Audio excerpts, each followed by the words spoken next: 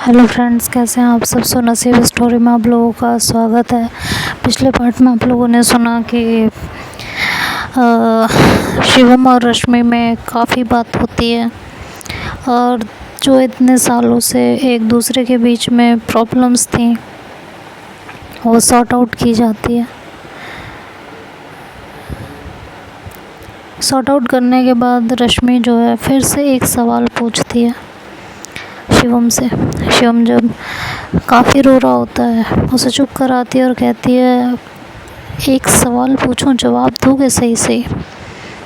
वो कहता है कि जी मम्मा पूछिए, क्या पूछना है। जो पूछो मैं सच सच ही बताऊंगा, मैं आपसे कभी झूठ नहीं बोलता। तो कहती हैं कि क्या वो वीडियो देखने के बाद कभी भी 1% भी तुम्हारे दिल में मेरे लिए नफ़रत वाली फीलिंग नहीं आई? सच बताना। तो वो उसकी तरफ बड़े ध्यान से देखता है, रश्मि की तरफ, फिर कहता है, मम्मा समझ नहीं पा रहा था बस कि क्या है ये। नफ़रत नहीं हुई कभी आपसे, तो कभी सवाल करने का ख्याल नहीं आया तुम्हारे मन में कि मुझसे सवाल करो, क्या है, क्यों है, किस लिए है?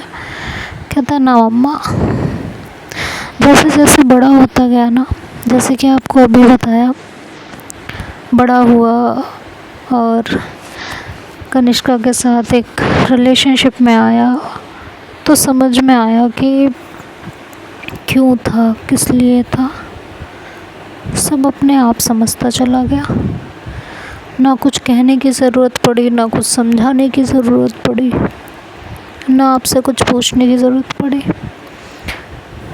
उम्र बढ़ती गई, मेरे सवालों के जवाब मुझे मिलते गए, इसलिए कभी आपसे पूछा नहीं। कहते हैं, सच में तुम्हें मुझसे नफ़रत नहीं है ना? तो कहता है, मम्मा आपसे नफ़रत करके मैं कहाँ जाऊँगा, कहाँ जाऊँगा। मेरी ज़िंदगी आप हो, मेरा सब कुछ आप हो। आपसे नफ़रत करने के बाद तो मेरे पास कुछ बचेगा ही नहीं। और उस औरत से क्या नफ़रत करूं जिसने सिर्फ हमारे लिए अपना सब कुछ न्योछावर कर दिया। अपनी ईगो, अपनी सेल्फ रिस्पेक्ट, अपना वजूद, सब कुछ। सिर्फ इतना ही नहीं, अपना प्यार भी।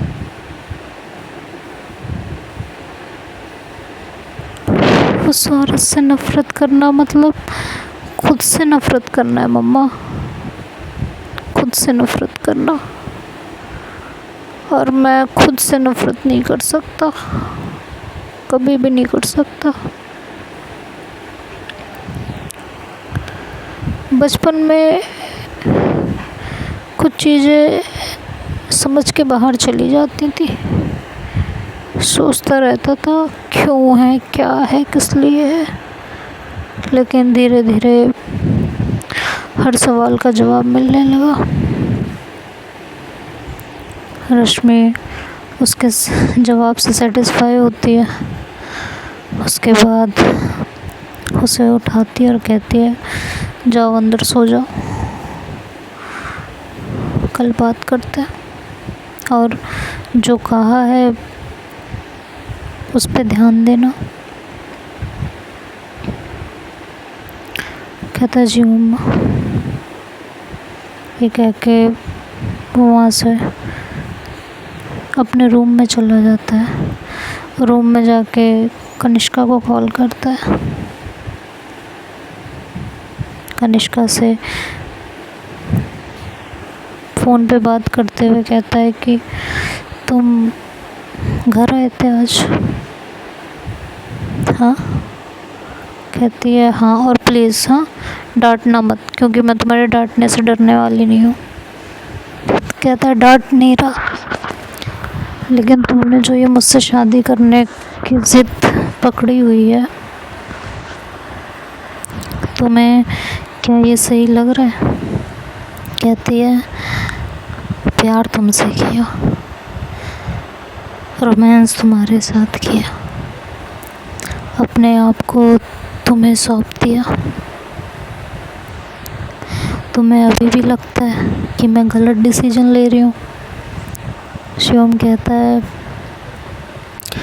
देख लो, तुम्हें मेरे घर के बारे में सब कुछ पता है।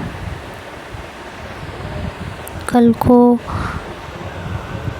तुम्हें प्रॉब्लम ना हो।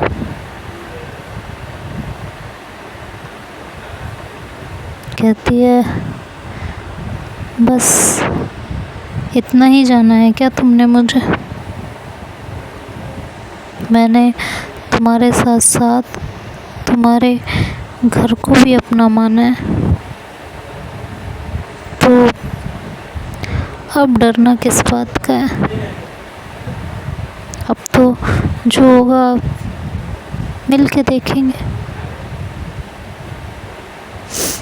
समझे?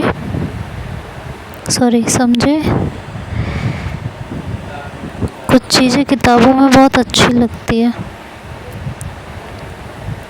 जो कि हकीकत में नहीं होती।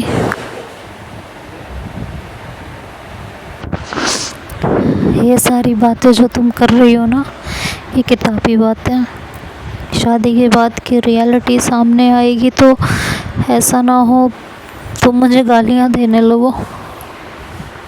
कहती है ऐसा कभी नहीं हो सकता शिवम, इतने साल तुम्हारे साथ रह के इतना तो जान गई हूँ कि तुम कभी भी मुझे नीचा नहीं दिखाओगे अपने पापा की तरह।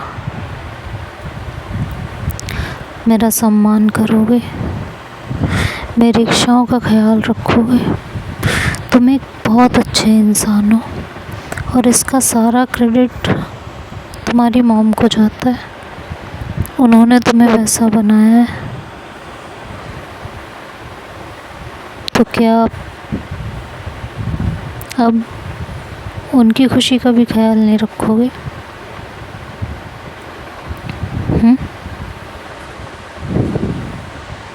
उनके लिए ही कर लो ये शादी,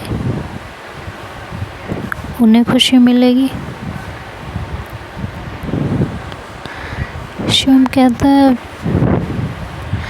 इन फ्यूचर कभी किसी पॉइंट पे आके तुम्हारे मेरे विचार नहीं मिले तो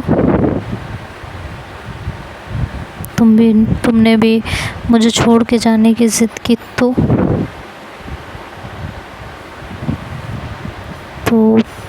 कहती है ऐसा कभी नहीं हो सकता। कहता है होने को तो कुछ भी हो सकता है, सच में। बस मैं चाहता हूँ कि तुम मेरे साथ रिश्ता जोड़ने से पहले इसके बारे में एक बार और सोच लो, क्योंकि चीज़ें जब दूर से बहुत अच्छी लगती हैं ना, वो असलियत में उतनी ही ख़राब होती हैं। कनिष्का कहती है मुझे तुमसे शादी करने के लिए दोबारा सोचने की ज़रूरत नहीं है शिवम। मैं तुमसे प्यार करती हूँ और तुमसे ही शादी करूँगी। अब तुम्हें मुझसे शादी करनी है, मुझे अपनाना है या नहीं, ये तुम्हारे हाथ में है। और एक बात और कंफर्म है, अगर मेरी शादी तुमसे नहीं हुई तो किसी से नहीं होगी। किसी से मतलब किसी से भी नहीं। मैं पूरी ज़िंदगी बिना शादी के बिता दूँगी, लेकिन किसी और को अपने पास तक नहीं आने दूँगी, ये याद रखिएगा। मैंने सिर्फ तुमसे प्यार किया है। तुम्हारा ही हाथ थामने को ज़िंदगी भर सोचा है, और सिर्फ तुम्हारा ही हाथ थामूंगी। शिवम काफ़ी देर तक सोचता रहता है और उसके बाद कहता है कि एक प्रॉमिस चाहता हूँ, करोगी? हाँ कहो। इन फ्यूचर कभी भी तुम्हें इस रिश्ते में घुटन होने लगे, तुम्हारा मन उबने लगे, या तुम्हें लगे कि मैं तुम्हें दबा रहा हूँ, तुमसे ज़बरदस्ती कुछ करवा रहा हूँ, तुम्हारे सेल्फ रिस्पेक्ट को ठेस पहुँचा रहा हूँ, तुम्हारे वजूद को तोड़ रहा हूँ, प्रॉमिस में तुम सेकंड थॉट नहीं लोगी मुझे छोड़ने से पहले। दुनिया की किसी भी बेड़ी, किसी भी जंजीर का डर तुम्हें नहीं सताएगा। तुम्हें अगर मुझे छोड़ना होगा तो तुम मुझे सीधे छोड़ के जाओगी, प्रॉमिस करो। कनिष्का कहती है, प्यार में ऐसी शर्त पहली बार सुन रही हूँ। कहता है, शायद सुनो भी सिर्फ मुझे से, कोई और तुम्हें ये शर्त सुनाने ना आए, लेकिन मैं सुना रहा हूँ, मैं पूछ रहा हूँ, मैं तुमसे ये वादा चाहता हूँ, बताओ क्या करोगी ये वादा? बोलो। कभी भी तुम्हें ये लगे मैं तुम पे रूल करने की कोशिश कर रहा हूँ, मेरा नेचर बॉसी हो रहा है, तो तुम मुझे छोड़ दोगी? बोलो, है मंजूर? कनिष्का काफ़ी देर तक सोचते रहती है और फिर कहती है, तुम कैसी अजीब सी बातें कर रहे हो? अब मेरी बातें अजीब हों या अच्छी, तुम्हारा क्या फ़ैसला है ये बताओ मुझे बस। ठीक है, मैं प्रॉमिस करती हूँ तुमसे कि अगर मुझे कभी भी ऐसा लगा कि तुम मेरी बेइज्जती कर रही हो या जो है, ठीक है आप खुश हो ना? एक सवाल और है। अब क्या सवाल है यार, तुम सवाल बहुत करते हो शिवम। अगर इन फ्यूचर कभी मैंने ऐसा डिसीजन लिया जो तुम्हें नहीं पसंद आता, तब क्या करोगी? मेरा साथ दोगी बिना कुछ कहे? कहती है, मुझे तुम पे पूरा भरोसा है, तुम जो भी डिसीजन लोगे सोच समझ के और सही फैसला लोगे, तो मुझे उसके बारे में दोबारा कुछ सोचने की ज़रूरत नहीं है। मैं जानती हूँ तुम जो करोगे सही करोगे, इसलिए इन सब चीज़ों की टेंशन लेने की मुझे ज़रूरत नहीं है। तुम एक बहुत अच्छे इंसान हो शिवम, बहुत अच्छे इंसान, और मैं बिल्कुल भी रिग्रेट नहीं करूँगी कभी भी कि मैंने तुम्हें चुना है, कभी नहीं करूँगी। देख लो कनिष्का, कहीं तुम्हें बाद में पछताना ना पड़े। चलो तुम्हारी बातें मान लेते हैं कि कभी पछताना भी पड़ा तो तुमसे शिकायत नहीं करूँगी। इतना प्यार करती हो मुझसे, बहुत प्यार करती हूँ, हद से ज़्यादा प्यार करती हूँ। तुम्हारे लिए इस पूरी दुनिया से लड़ सकती हूँ, किसी भी हद तक जा सकती हूँ। एक बात पूछूं? हाँ पूछूं। अगर तुम्हारे पेरेंट्स नहीं माने तब क्या करोगी?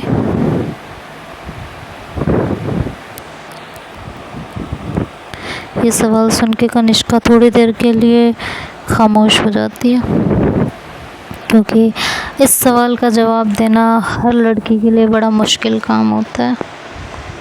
थोड़ी देर तक सोचती रहती है और फिर कहती है, पेरेंट्स के खिलाफ चली जाऊंगी, लेकिन सिर्फ तुम्हें अपना बनाऊंगी, किसी और को नहीं। वैसे भी मेरे पेरेंट्स तो मने मनाए हैं, तो वो क्यों कोई तामझाम करने लगे? वो कुछ नहीं करेंगे। I know them. ठीक है, अच्छी बात है। अच्छी बात क्या है? तुम इतने रोमांटिक हो, इतने अच्छे हो, लेकिन शादी के मामले में आके ऐसे हो जाते हो सिर्फ अपने पेरेंट्स की वजह से। तुम्हें मैंने पहले भी कितनी बार कहा है ना कि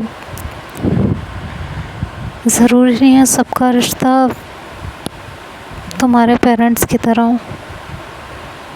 कहा है ना? हाँ, कहा तो है। फिर इतना क्यों सोचते हो? मुझ पे भरोसा नहीं है क्या तुम्हें? ऐसा नहीं है तो फिर क्या बात है जो तुम्हें मुझसे पल पल दूर करती रहती है? ऐसी कोई बात नहीं कनिष्का, बस मैं नहीं चाहता मैं कभी अपने बाप की तरह तुमसे पेश आऊँ, जैसे वो मेरी माँ से पेश आते थे। कभी नहीं होगा ऐसा। अच्छा, तुम्हारे पेरेंट्स को पता है मेरे मम्मी पापा के बारे में? नहीं। पता चला तो क्या मानेंगे? तूने बताना क्यों है श्याम? ऐसी बातें छुपती नहीं है कनिष्का, ऐसी बातें सामने आ ही जाती हैं। और तुम सोच रही हो कि उन्हें मेरे घर की कंडीशन बताए बिना मुझसे शादी कर लोगी? हाँ, ऐसा कुछ सोच रही हो क्या? तो उन्हें क्यों बताना है? क्यों बताना है का क्या मतलब है यार? तुम्हारे पेरेंट्स हैं, सब कुछ जानना उनका हक बनता है। किस घर में अपनी लड़की को भेजने वाले हैं, ये जानने का सबसे ज़्यादा अधिकार अगर किसी को है तो वो उन्हीं को है। तुम कह रही हो, देखो शिवम, अगर तुम्हें मुझसे शादी नहीं करनी है ना तो साफ साफ बता दो। इस तरह घुमा फिरा के बार बार रिश्ते को कैंसिल करने की मत सोचो। बहुत हो गया यार तुम्हारा। और देखती हूँ तुम कैसे नहीं शादी करते हो मुझसे। तो शिवम हंस पड़ता है, कहता है हद है। चलो एक काम करना, क्या अपने पेरेंट्स को बोल देना कल तैयारी करके रखेंगे। किस चीज़ की? अरे भाई, तुम्हारा हाथ मांगने आ रहे हैं हम। अच्छा, तो सिर्फ हाथ मांगने आ रहे हो, मुझे नहीं मांगना है? अब हाथ मांगूंगा तो बिना तो कनिष्का हंसने लगती है, कहती है हाँ हाँ, कई बार तुम्हारा ये डायलॉग सुना हुआ है। हाँ? अब मत बोलो, रहने दो। शिवम चुप हो जाता है। तो सो जाता है, इधर वो भी फ़ोन रख दिया है, वो भी सो जाती है। नेक्स्ट मॉर्निंग होती है और हंसता खिलखिलाता हुआ उठता है। लेकिन इंसान की खुशियाँ कितने दिन की? कुछ दिनों की। जैसे दुख नहीं ठहरता वैसे खुशी भी नहीं ठहरती। उठता है और जाता है अपनी मॉम के रूम का डोर नॉक करता है। उसकी मॉम उसके पापा से अलग दूसरे रूम में होती हैं। तो जाके डोर नॉक करता है, रश्मि डोर खोलती है, कहता है क्या बात है मम्मा, तबीयत ठीक है ना? कहती है हाँ ठीक है। नहीं आप इतने लेट तक सोते नहीं हो, बस इसलिए पूछ लिया। अरे तो जनाब कभी कभी तो सो सकती हूँ ना, वैसे आज तुम इतनी जल्दी कैसे उठ गए? मम्मा वो जो रात को आपने बोला था, हाँ, तो उसके लिए मेरी हाँ है। रश्मि बहुत खुश होती है और वो शिवम को गले से लगा लेती है, कहती है फिर कब जाना है? मम्मा आज ही। ओहो इतनी जल्दी, अब तक तो जनाब को शादी नहीं करनी थी, अब घोड़ी चढ़ने की इतनी जल्दी हो गई है। तो शिवम हंसने लगता है, कहता है मैंने कनिष्का को बोल दिया था रात को ही, तो वो तैयारी करके रखेगी, आप भी तैयार हो जाइए, चलते हैं। तो भाई देखते हैं अब आगे और क्या क्या होता है इस स्टोरी में, तो नेक्स्ट पार्ट में सुनेंगे। तब तक के लिए बाय बाय, टेक केयर।